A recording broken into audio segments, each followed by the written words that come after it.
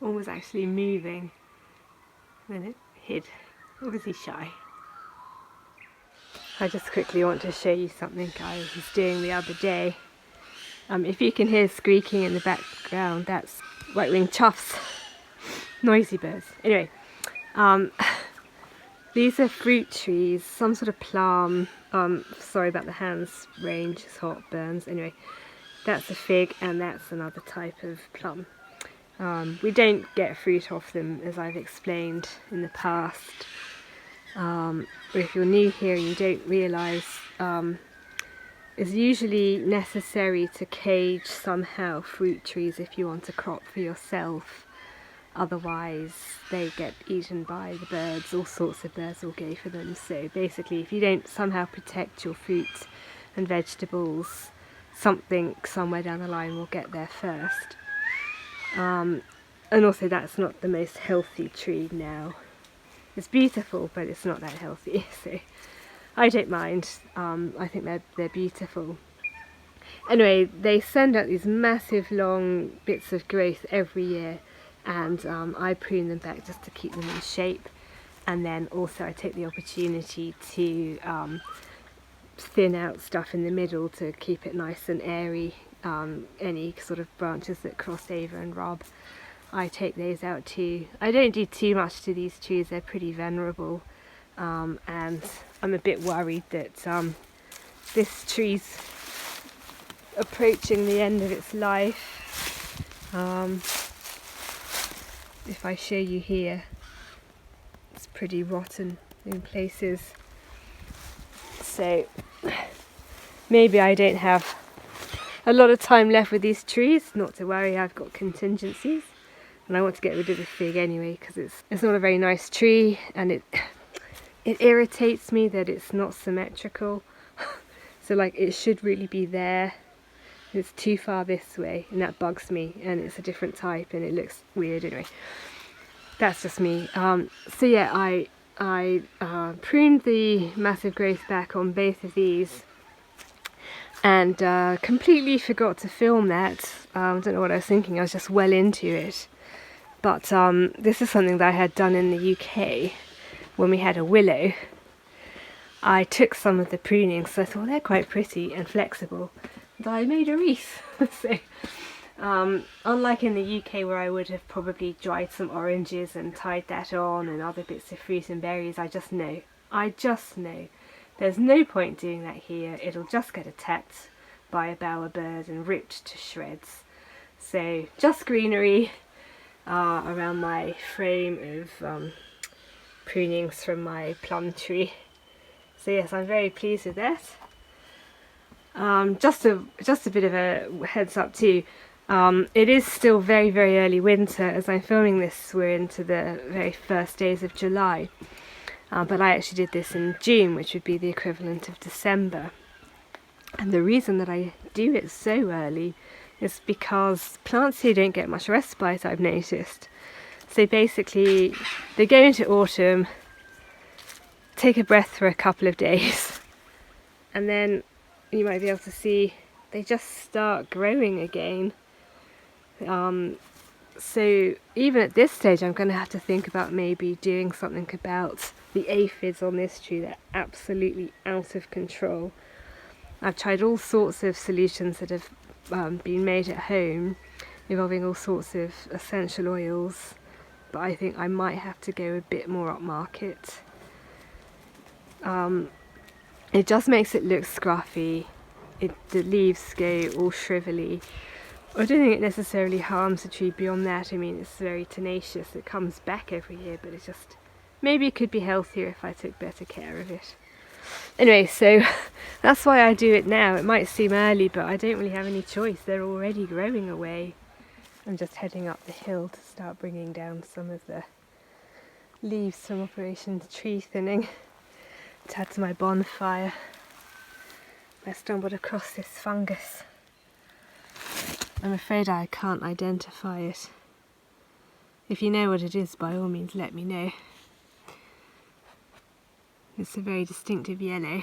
Has that sort of dead man's finger sort of look to it, or corally look to it. But it's about as much as I can tell you. It's cool though, isn't it?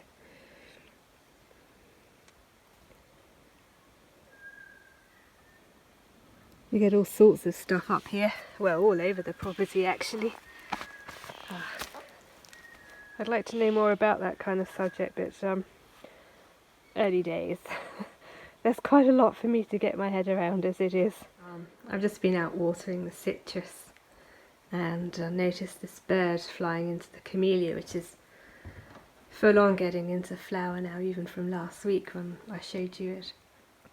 Anyway, most mornings, for the last few mornings, I've come downstairs and heard this extraordinary bird which seemed to be very close to the house, I thought in the camellia. And coming in from watering the plants, I just copped the sight of it. And I keep this book above my desk, and along the spine, well, along the edge there, I've put marks on every bird that I've either seen or heard from the property. And I've just identified this one as the Lewin's Honeyeater. It's probably about the size of a blackbird. And no tab, so that's the first for this garden. This is their range. So we're in Victoria, which is this small state here. So we're in the southern part of their range. Apparently they're quite common in the north, fairly uncommon in the south. But they do migrate. So it's not a total rarity, but it's a first for me. And that was Vita. It's a first for me, and I can mark it up in my book. Come here, Petey. Good girl. She's not shy. That's that bird.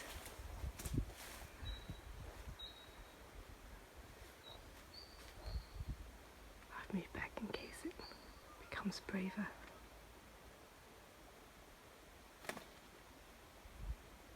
There it is.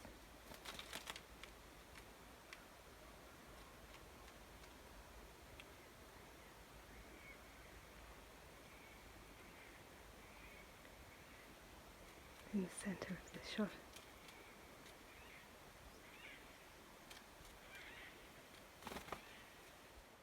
Forgive the gloom, I was just putting the house to bed for the night, and as I was closing the curtains I noticed on the other side of the flower border a mother and baby kangaroo, so I whipped my phone out and started recording them. I was too entranced and also worried to speak over what I was filming, so hence I'm giving you this explanation now. But essentially this behaviour that I haven't captured on camera before, but yet I've seen with my own eyes, as has Will. And essentially that's when a joey emerges from the pouch, quite a young one at that. They can often go absolutely mental and they run around the garden at 1,000,000 miles an hour. It's very fun to watch. So this was doing that a bit. But there's also secondary behaviour where the joey can start what looks like attacking the mother. So I've seen them hop on the mother's back, and I've often seen them boxing the mother's face and head. And I captured a bit of that behaviour too. I don't know the reason why they do that, and I don't really want to speculate. But I was glad to capture it on film, so I hope that you enjoy watching this, albeit I will caveat it. I did zoom in and it's dusk, so the footage will be grainy and wobbly. Nevertheless, I hope that you can make it out and you enjoy it.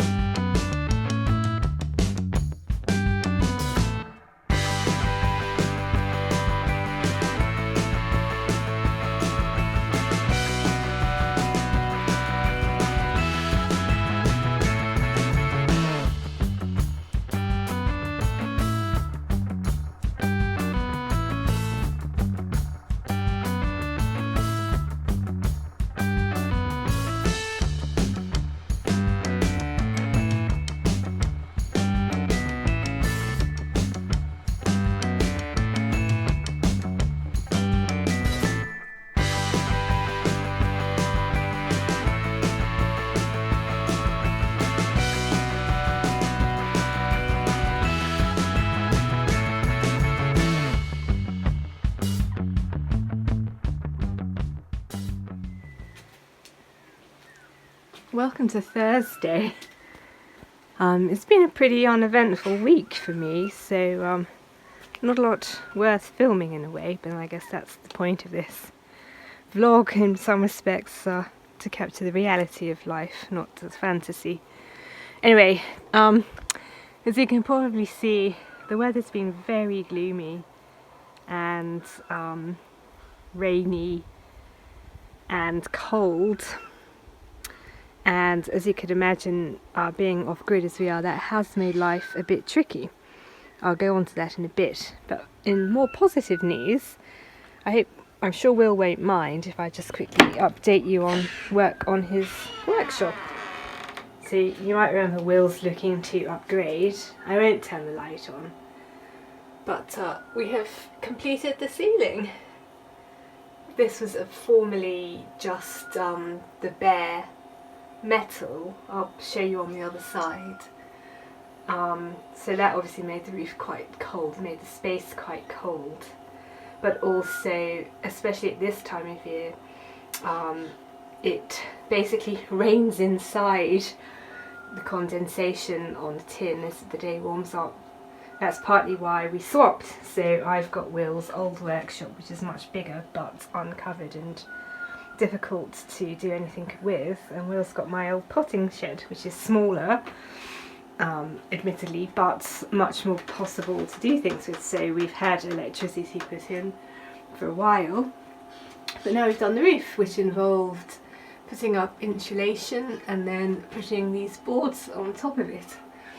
All of this material is reused, so we haven't had to buy any of this. It's come from various building projects, so we've managed to get our grubby little hands on it and reuse it for this purpose. And some of the insulation at the very end is actually the packaging from our new washing machine. So far so good on the new washing machine, by the way. There's obviously a lot more work to do. Well, not a lot, I suppose. In terms of like the basics, Will wants to put wood on these walls, and he's got a post drill he wants to attach here. So he's done some prep for that and prep for putting wood on the walls. Hopefully this job will be done, or on the way to being done, if he doesn't quite have enough parts by next week, and then we can turn our attention to cladding the walls, and then the rest is really down to Will. Anyway, so I'm very, very pleased with that. It'll be good for a number of reasons, mostly from my point of view, because it'll mean that I'll get my potting shed back rather than having to share it with shed loads of wood. Yeah, this is how it looked formerly. So just the corrugated iron, chilly, but now it's lovely and toasty. Just come to check on the inverter. That's sort of what it floats at for quite a long time, so that's not too bad. But as I say, it's been pretty dismal. So we've basically had to start rationing our electricity. It's like not like we have none, and basically all that means is turning the inverter off at night when we're in bed and asleep anyway, so it's hardly a hardship. And for various reasons we've got an emergency telephone, which is basically just like, for those of you my age and older, a phone before fancy hands-free phones came along, like cordless phones came along. So it just looks like that. Plug straight into the phone line, so we don't have to worry. If there's no electricity, the phone still works. Anyway, so that's about the sum of the end of this week. As I say, I've been doing loads and loads of wood processing, so I've come in because it's nippy. I've been doing loads of wood processing, but I mean, I'm struggling to find a new angle on that one, so I might have to sort of leave it out for a bit until you forget about it. Then I can reintroduce it in a little Seymour novel. I'll leave it there this week, I think. I've got various admin-y things to do, which you don't need to witness. So I'll see you next week. Thanks for watching. Bye.